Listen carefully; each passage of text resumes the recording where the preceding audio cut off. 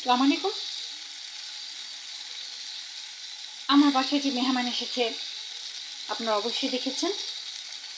আজকে ওদের জন্য রান্নাবাড়া করা হয়েছে।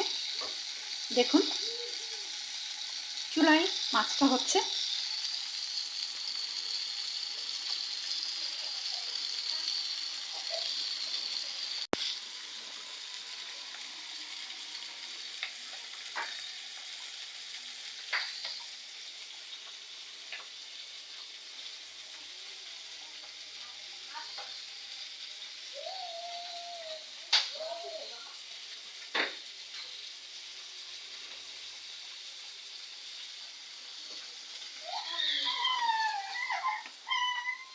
দাদা টাকা টাকা টাকায়, আমার দাদা টাকায়।